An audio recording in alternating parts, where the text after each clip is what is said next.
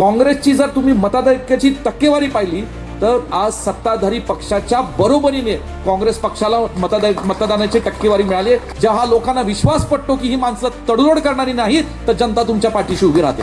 2029ला अशाच पद्धतीने तुम्ही आम्ही काम करत राहिलं तर ह्या जिल्ह्यात सर्वात जास्त आमदार काँग्रेस पक्षाचे राहतील, हा विश्वास तुम्हाला देतो. I on behalf all our people here and behalf of Vishal Patil assure you, Lok Sabha तो हम जीतेंगे ही और कांग्रेस के सिंबल पे जीतेंगे, but Vidhansabha highest number will be from Sangli district. I assure you that. सगळ्यांना या ठिकाणी थोडंसं उन्हामुळे कदाचित त्रास होत असेल, मी जास्त लांबलंच की इथं बोलणार नाही. अखिल भारतीय काँग्रेस कमिटीने संपूर्ण भारतात संघटन सृजन अभियान हे राबवलेलं आहे आणि आता त्याची सुरुवात आपल्या महाराष्ट्र राज्यात होते आणि त्याचाच आजचा हा शुभारंभ हा सांगली जिल्ह्यामध्ये तुमच्या सर्वांच्या उपस्थितीत आणि आपले अखिल भारतीय काँग्रेस कमिटीचे निरीक्षक आदरणीय थोटाजी या ठिकाणी आलेले. प्रथमतः ह्याचं गांभीर्य आपण समजून घेतलं पाहिजे आणि ह्याचं गांभीर्य समजून घेत असताना मला आदरणीय थोटा साहेबांच्या मनापासून आभार मानायचे. मी आणि विशालजींनी त्यांना विनंती केली की साहेब आम्हाला दोघांनाही कदाचित 16-17ला दिल्लीत जावं लागेल आणि थोटा साहेब आपण 15 तारखेला येऊ शकता. आपल्यापैकी अनेकांना माहीत नसेल किंवा कुणालाच माहीत नसेल, ते आज पहाटे 4 वाजता लंडनहून हैदराबादला पोचले, पहाटे 4ला, आणि पोचल्या 4 नंतर सलग 8 तासाचा प्रवास करून ते सकाळी 8:30-9 वाजता या ठिकाणी सांगलीमध्ये पोचलेले.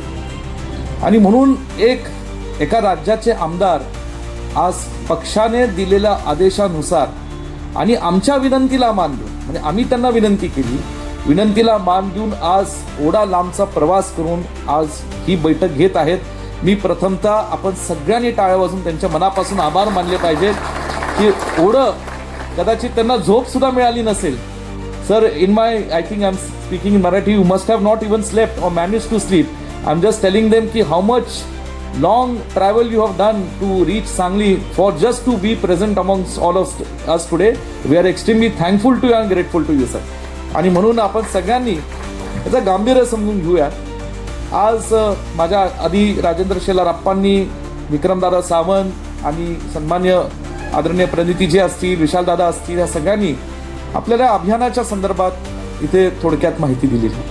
मला आपल्याला एकच विनंती करायची की आपले नेते आदरणीय राहुलजी गांधी हे सातत्याने काँग्रेस पक्षामध्ये काही नवे बदल घडवण्याचा एक प्रामाणिक प्रयत्न करतात.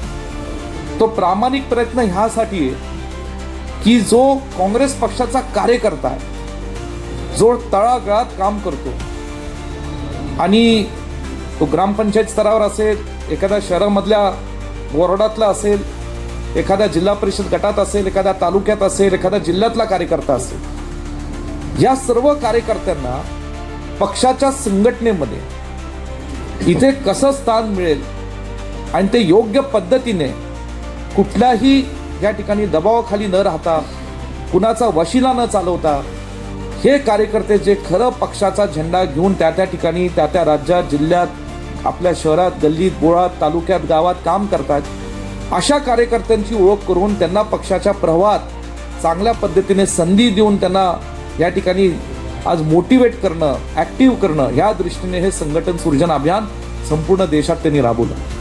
प्रणितीजी अनेक राज्यांमध्ये गेल्या निरीक्षक म्हणून, मी सुद्धा 2 राज्यांमध्ये निरीक्षक म्हणून गेलो होतो. आम्हाला ही पद्धत चांगली माहिती आणि याला इतकं गांभीर्य घेतलं जातं की तिथल्या राज्याचं नेतृत्व, जिल्ह्यात जे घेतलेल्या ज्या चर्चा आहेत त्याची पुन्हा शहानिशा करतात. पुन्हा दिल्ली पातळीवर त्याची सुद्धा दिवसभर एका राज्याची बैठक ही सकाळी 9 वाजल्यापासून रात्री 12पर्यंत चालते आणि त्याची शहानिशा करून त्या राज्यातले आणि त्या जिल्ह्यातले पदाधिकारी या ठिकाणी योग्य पद्धतीने निवडून दिले जातात.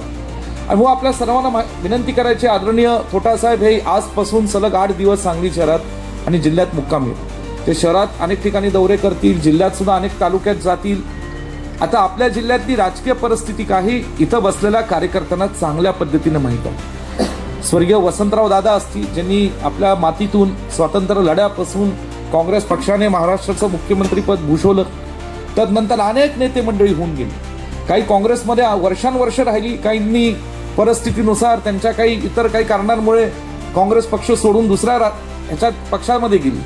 स्वर्गीय या ठिकाणी गुलाबराव पाटील साहेब असतील, स्वर्गीय या ठिकाणी शिवाजीराव देशमुख साहेब असतील, स्वर्गीय RR पाटील साहेब असतील, परंतु खऱ्या अर्थाने स्वर्गीय पतंगरावजी कदम साहेबांनी, स्वर्गीय यशवंतराव चव्हाण साहेब जे आपल्याच सांगली जिल्ह्याच्या देवराष्ट्राचे सुपुत्र होते आणि वसंतदादांच्या विचाराने जे काँग्रेस कमाची जबाबदारी घेतली ती 1999 साली जेव्हा काँग्रेस पक्षाची फारकत झाली त्याच्यानंतर जी जबाबदारी घेतली त्या सालापासून आज आपल्या सर्व काँग्रेस पक्षाला आपण चांगले दिवस या ठिकाणी पाहिले. अनेकदा नुसतं विधानसभा लोकसभेचाच खासदार या जिल्ह्याने निवडून दिला नाही तर अनेक आमदार आणि त्या आमदारांच्या माध्यमातून त्या ठिकाणी पंचायत समिती जिल्हा परिषदेवर सुद्धा लोकांच्या विश्वासाने कार्यकर्त्यांच्या बळावर आपण त्या ठिकाणी पंचायत समिती जिल्हा परिषदेवर सुद्धा इतर काही स्थानिक स्वराज्य संस्थांच्या निवडणुकीत सुद्धा आपण काँग्रेस पक्षाचा झेंडा फडकवण्यामध्ये मोठं यश मिळवलं. खरं पाहिलं तर 2014 सालापासून आपल्या जिल्ह्यामध्ये काय गोष्ट घडलं की आपल्या जिल्ह्यातच घडली नाही, ती संपूर्ण महाराष्ट्रात देशात दुर्दैवाने घडली. काही सध्या सत्ताधारी असणारे जे काही पक्ष आहेत तिथले नेते हे चुकीचं बोल, रेटून बोल, अपप्रचार कर, सोशल मीडियाचा गैरवापर कर, सत्तेचा गैरवापर कर, अनेक एजन्सीच्या माध्यमातून दमदाटी कर, पैशाचा गैरवापर कर, ह्या सगळ्या गोष्टीचा गैरवापर करत करत जातीमध्ये धर्मामध्ये विष पेरत आज ही सगळी मंडळी महाराष्ट्रात आणि देशात दुर्दैवाने सत्तेवर बसतील. परंतु ह्यांना विरोध करणारा सुद्धा एक मोठा प्रवाह आणि वर्ग आपल्या देशात आणि महाराष्ट्रामध्ये आहे, ह्याचाही भान ठेवला पाहिजे. देशात संपूर्ण काही सत्ता या विचारधारेची नाही आहे. आज देशातल्या अनेक राज्यांमध्ये आज काँग्रेस मानणारा वर्ग आहे, त्याच्यात काँग्रेसची सत्ता आहे. आज इतर काही प्रांतिक राज्य असतील जे ह्या सत्ताधारी पक्षाच्या विचारधारेला विरोध करतात, आज त्या प्रांतिक राज्यांची सत्ता त्या राज्यांमध्ये आहे.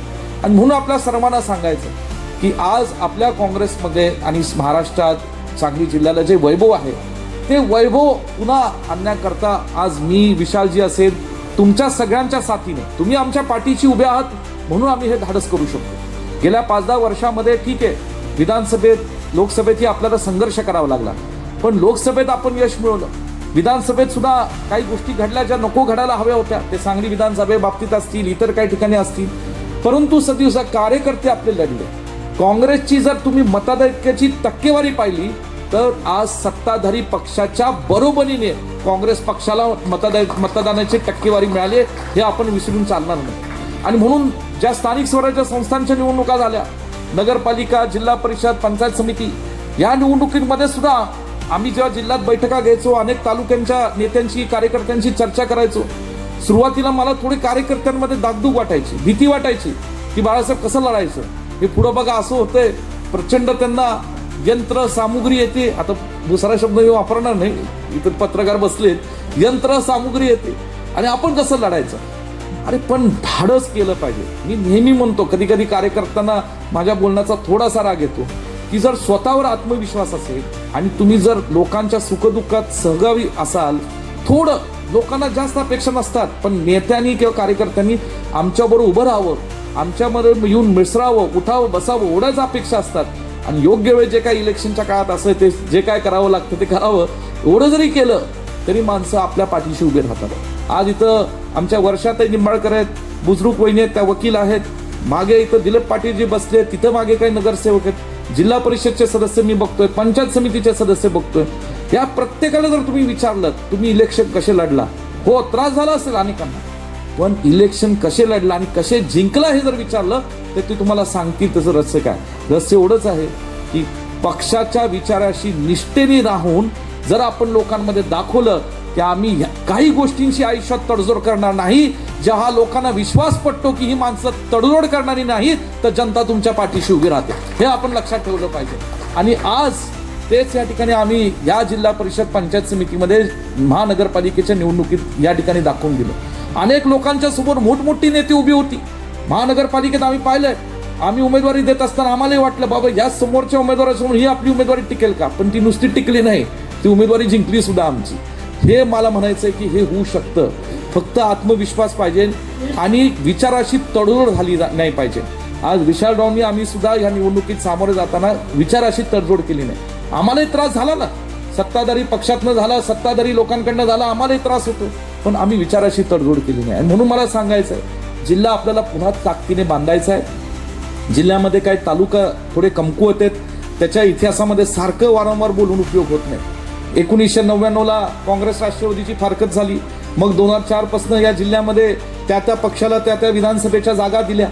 14 पर्यंत अशीच अवस्था होती. 19 मध्ये परत या ठिकाणी 14 ते 19 मध्ये राज्यातले अनेक नेते आपल्यातनं दुर्दैवाने निघून गेले आणि मग 19 पासून या ठिकाणी जे महाराष्ट्रात होऊ लागलं ते आपल्या जिल्ह्यात होऊ लागलं. परंतु आपण आजही पश्चिम महाराष्ट्रामध्ये जिल्हा परिषदेवर आणि महानगरपालिकेमध्ये सर्वात जास्त नगरसेवक कुठं आणि जिल्हा परिषद सदस्य सांगली जिल्ह्यामध्ये. आणि म्हणून ताई, आज प्रणिती ताई, तुम्ही तर सोलापूरच्या, आमची टीम खूप चांगली आता जमली. आणि आमच्या इथे एक चांगलं काय सांगतो, कुठलाही निर्णय घेत असताना भलं आम्ही काँग्रेसच्या कार्यकर्त्यांशी 10 वेळा चर्चा करू, त्याचं ऐकून घेऊ, कदाचित त्याचं म्हणणं सुद्धा तो रागात असेल, आम्ही तेही ऐकून घेऊ, पण शेवटी जो निर्णय होतो तो अंतिम असतो. लोकांना आज हा विश्वास पटलेला आहे की आमचं कार्यकर्ते, नेते जिल्ह्यातले जे आम्ही नेते म्हणजे नुसतं आमदार आहे, खासदार म्हणून आम्ही नेते स्वतःला म्हणतो, आमचं ऐकलं जातं, आमचं जे काय इथं म्हणलं ऐकलं जातं आणि मग योग्य शेवटी निर्णय आणि न्याय दिला जातो. ही भूमिका आम्ही ह्या जिल्ह्याच्या राजकारणात आता घेतलेली आहे. आणि म्हणून या ठिकाणी आज मला सांगायचं आहे, आत्ता जरी तुम्हाला संघर्षाचा काळ वाटला असला, मी तुम्हाला लिहून देतो, 2029ला अशाच पद्धतीने तुम्ही आम्ही काम करत राहिलं तर ह्या जिल्ह्यात सर्वात जास्त आमदार काँग्रेस पक्षाचे राहतील, हा विश्वास तुम्हाला देतो. सर्वात जास्त आमदार. आणि तेवढं जिद्द आहे आमच्यामध्ये, आमच्यात जिद्द आहे, माझ्यात तेवढी जिद्द आहे, मी तुम्हाला सांगतो. पण आपण सगळ्यांनी संयमाने, नाही आम्हाला कोण विचारत नाही, आम्हाला ताकद मिळत नाही. आता तिथं आमदारच तुमचा तिकडं असेल खानापूर आटपाडीत सुरेश पाटील, आता कशाला टेन्शन घेताय, आम्ही आहात ना ताकद द्यायला, कशाला काका तुम्ही टेन्शन घेताय. परंतु खाली थोडं ग्राउंडवर आपलं काम असलं पाहिजे ना, ते काम आपण करावं अशी माझी नम्र विनंती करायची. संघटन सृजन अभियानामध्ये आदरणीय थोटा साहेब हे सगळ्यांना वेळ देऊन ऐकतील. म्हणणं जाऊन सांगा, कार्यकर्त्यांना लोकशाही आहे, आम्ही काँग्रेसमध्ये लोकशाही मी आणि विशाल दादा पाळतो, आम्ही मानतो, अडचण काही नाही, पण उगाच जाऊन काडी लावू नका, हे मी स्पष्ट बोलतो. तुम्ही जर स्वतःच्या भावना व्यक्त करणार असाल, स्वतः तुम्ही काँग्रेस पक्षासाठी काँग्रेसच्या विचारातनं तिथं काय करता लोकांमध्ये राहून ह्याचं पहिलं आत्मपरीक्षण करा आणि मग दुसऱ्याच्या बाबतीत जाऊन मापं काढा आणि तक्रारी करा. नाही तर काय होतो, निम्मा वेळ लोकांचा जातो, मी किती चांगला आहे आणि मी किती पक्षासाठी काम केलं हे राहतं बाजूला, तो किती बाद आहे ह्याच्यातच वेळ जातो. ही सोडून द्या आता, ही पद्धत काम करण्याची काही नसतं. सांगा ना ताटपणाने, मी पक्षासाठी एवढं केलं, मी माझ्या तालुक्यात आणि जिल्हा परिषदेमध्ये गटामध्ये एवढं केलं म्हणून मला संधी द्या. हा बोलण्याचा अधिकार तुम्हाला 100% आहे, ह्याच्यात कुणालाही दुमत नाही. आणि ह्या अधिकारातनं आपण थोटा साहेबांना भेटावं, काही अडचण नाही आमची, पण शेवटी निर्णय आम्हीच घेणार आहे, काळजी करू नका. आणि म्हणून या ठिकाणी शेवटी, आणि ते तुम्हाला विश्वासात घेऊ, कार्यकर्त्यांना विश्वासात घेऊन आम्ही निर्णय घेणार आहे. कुठलाही निर्णय आम्ही आत्तापर्यंत लादला नाही, येणाऱ्या काळात सुद्धा चुकीचा निर्णय हा लादला जाणार नाही. आणि म्हणून आपल्या सर्वांना, कारण निर्णय घेत असताना आम्हाला जिल्ह्याचा विचार करायचा असतो, तुम्ही कदाचित तालुक्याचा विचार करता, हरकत नाही, कारण तुम्ही तिथं काम करताय, आम्हाला जिल्ह्याचा विचार करत असतो आणि त्या दृष्टीने हे या ठिकाणी निर्णय घेतले जातील. आणि म्हणून मला आपल्या सर्वांना विनंती करायची, अजिबात खचायचं नाही, घाबरायचं नाही, कुठेतरी ह्या निवडणुकीत पराजय झाला म्हणून डिस्टर्ब होऊन राहायचं नाही.